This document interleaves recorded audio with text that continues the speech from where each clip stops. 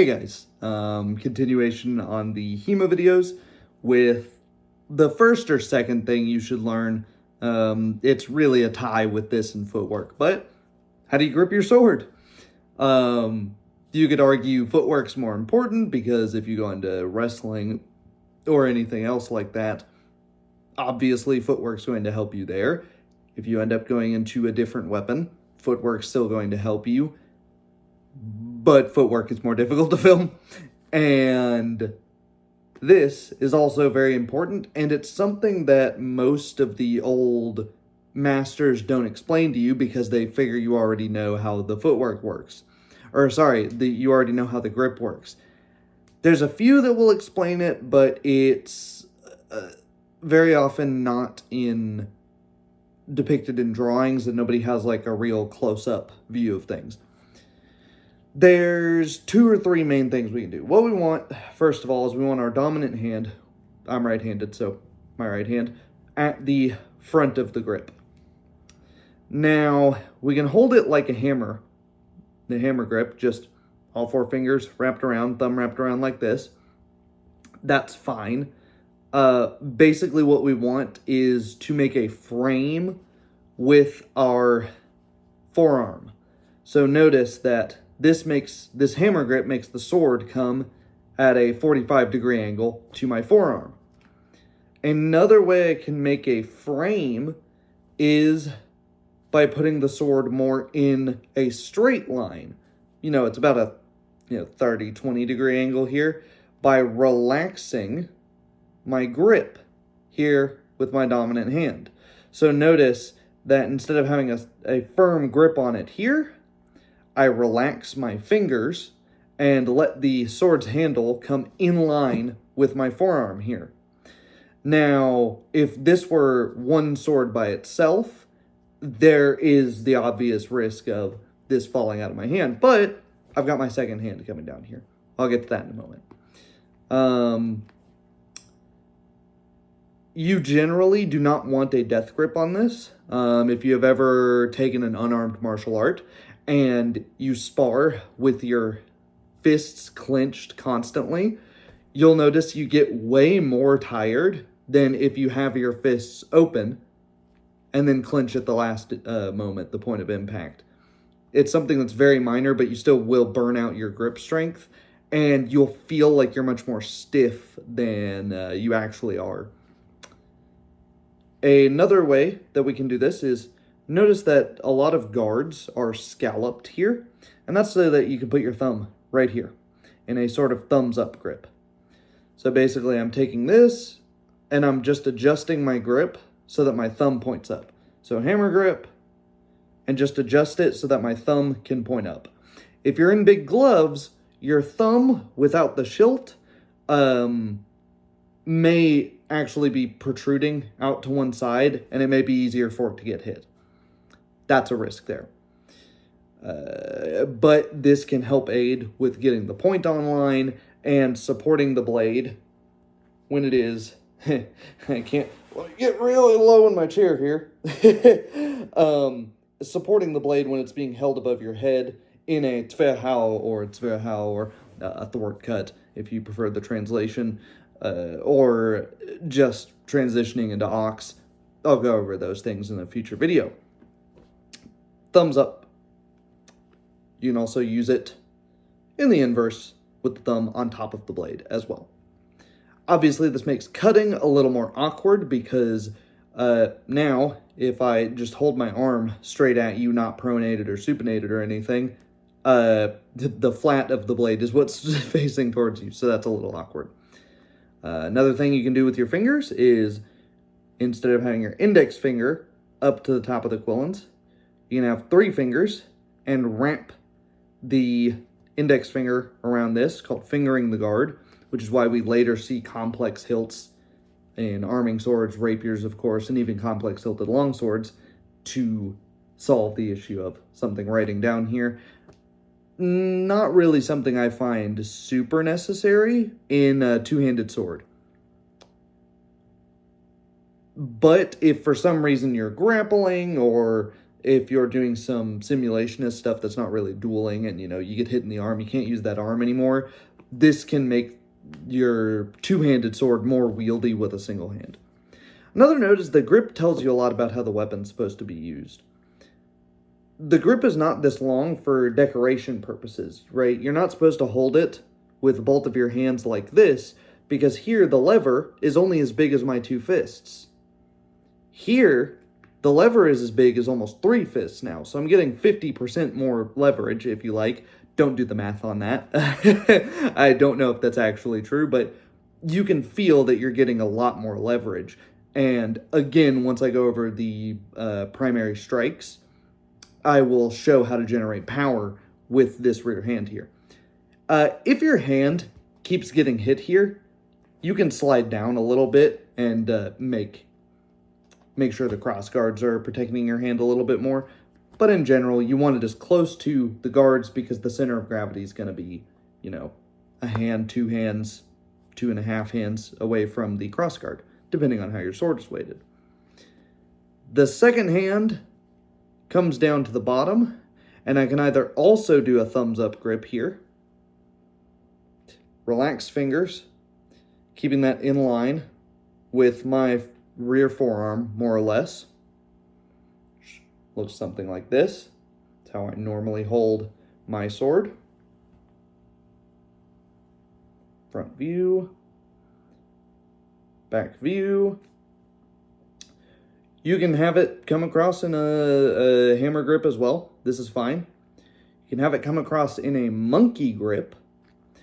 If you have it come across in a monkey grip, this can help in some of these overhand positions.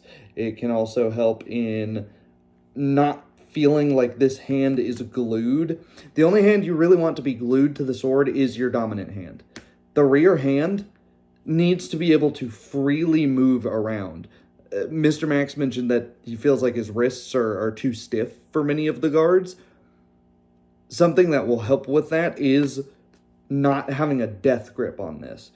Sometimes I even just use it basically like a joystick. I just have the ball in the palm of my hand. If you have a disc guard, that's going to be a little awkward, but it's still doable. So I have this here, and from here, I can maneuver the point around very easily, and my main hand basically just sits in place. If that's too difficult on the wrist mobility, I can even just pinch it with my thumb and index finger. And this looks like I have a very loose grip on this, and this would be pretty easy to knock out of my hands. But a lot of the what helps make that not happen is not letting the guy just whack your sword. Obviously, if you're sitting here, the intent is to have it be easily movable. So you're not just going to sit here and wait for a guy to hit the sword out of your hands. Yeah. So a very loose grip here. That way, I can easily, when I come to crooked cuts and the like, instead of coming here where I get all tied up, and now I've switched from cutting to I've hit my opponent with the flat. If I keep a very loose grip on here, my left hand doesn't require a lot of wrist mobility. It just shoves it up because all that's keeping it here is the webbing of my thumb. I'm just shoving the pommel between the web and that. So keeping your hands very loose while you're grabbing them.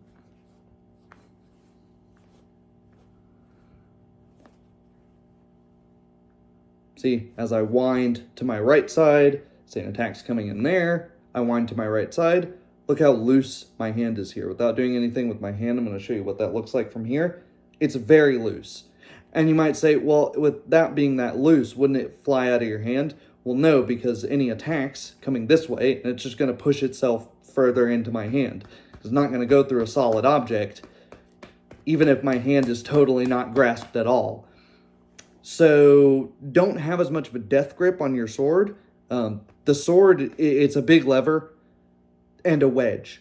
Those two tools are going to be doing all of the work for you. You don't need to put a ton of power into it. One, because, again, they're simple machines and they're mechanically efficient. Two, you're probably not trying to kill the other person because we're talking about dueling contexts here. And I find even with cutting tests, the harder you try to cut, it's kind of a paper airplane thing. If you try to throw a paper airplane really hard, it doesn't fly very far. Same thing, if you try to really force a sword to cut, you'll probably get a bad cut with it. So stay loose with it.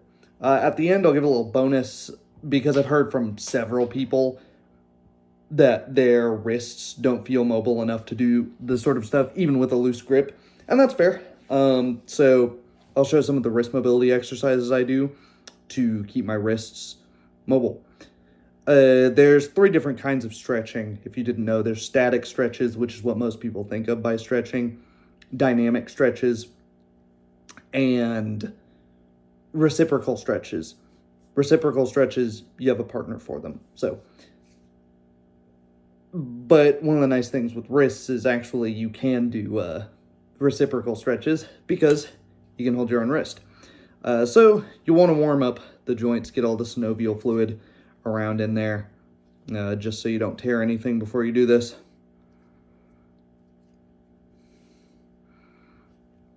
This is a good exercise to do before you do any hard sparring or tournaments as well, just to reduce the risk of a finger or any other part of your hand breaking. First thing you're going to do is just come down here until it gets uncomfortable, and you should be able to naturally force your wrist into a position that's uncomfortable. And if you can't, gently push on it and hold that for 5-10 seconds.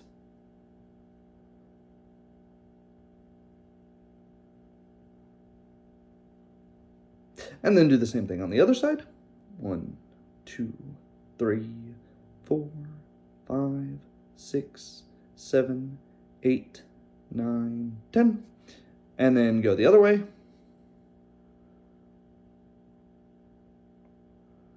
6, 7, 8, 9, 10. And the other way. 2, 3, 4, 5, 6, 7, 8, 9, 10. Okay. Then our wrist can also bend this way and this way. Remember, it's a ball joint. It doesn't just go these 2 directions. So down here. 6, 7, 8, 9, 10. Other hand. 6, 7, 8, 9, 10. And then the other way.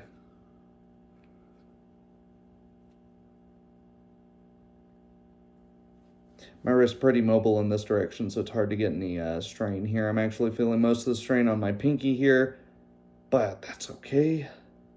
As long as you feel a little bit of tension, that's the important part.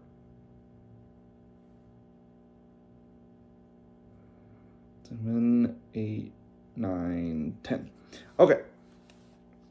So there's those 4 axes. Another thing you can do is take your wrist, pronate it towards yourself like so, and then push these against either a wall or a floor or just your knees, and then try to support the whole of your weight on your wrists. So take the palms, push down, and then put weight on them. That way your hand ends up like this, and the floor or the wall or whatever ends up like this. That is a very good way to do this. And then flex back with your hand. So this is a reciprocal stretch. So you're pulsing against it, 1, 2, then take it off the object. 1, 2, take it off the object. 1, 2, take it off the object. 1, 2, take it off the object, and do that 5 or so times. 1, 2. 1, 2.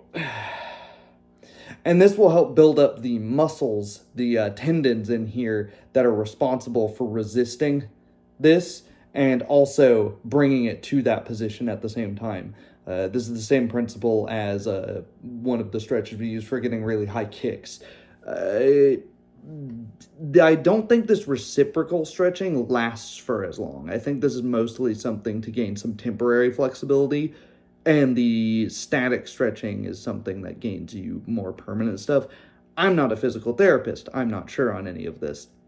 So those are some of those other wrist strengthening exercises. Knuckle push-ups. So normal push-ups, but on your fists. So working on keeping all of this straight. That will also help with wrist strength. Trying to think, because this is just something I thought of off the top of my head. There's one silly one where you grab your own wrist with one hand, and then you try to grab your other wrist over the top, either over or under, and then do the same thing with the other side.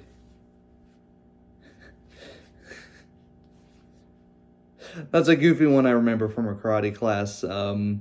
It does put some strain on your wrists. I don't think it's necessary to do when the others they isolate better. This is just from one of the karate forms. That's an aside. This video is kind of long in the tooth now. Hopefully that helps.